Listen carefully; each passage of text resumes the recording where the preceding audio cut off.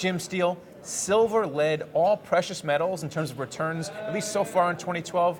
What are your expectations for 2013? We think silver is going to remain fairly firmly bid. We have monetary policy easing, in particular quantitative easing. We have worries over the fiscal issues. And we also have a fairly good floor on industrial demand. So the combination of all those things leads me to think that the market will remain fairly well bid all throughout next year.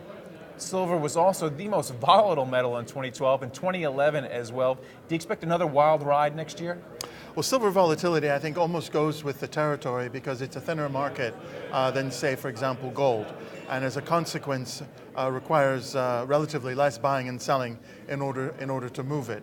So I think we're always going to see some relatively high levels of volatility, which will make for a good trading range.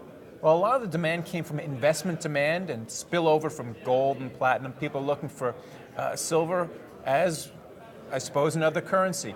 What do you see in terms of investment demand going forward? Is it more acceptable to hold silver?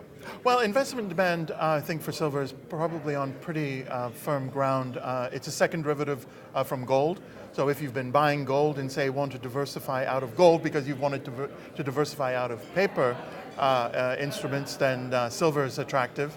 And also we've seen firm demand for the ETFs and, generally speaking, good coin demand. Historically, is it cheap as relative to gold right now? It's about fairly. It's slightly expensive compared to gold.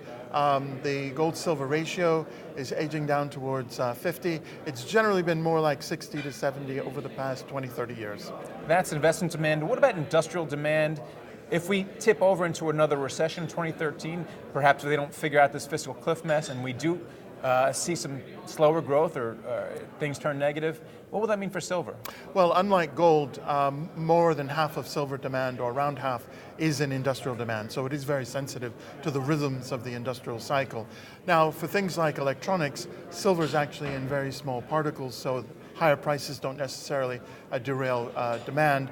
And things like electronics seem to be on fairly good stead. And we are looking for an increase in industrial production next year. So that should at least put a certain bottom on that market. But yes, if industrial demand globally, not just in the United States, because a lot of this now is coming from the Far East, particularly in electronics and glass, some of the other things that silver goes into, then that would be a decrease in demand for sure.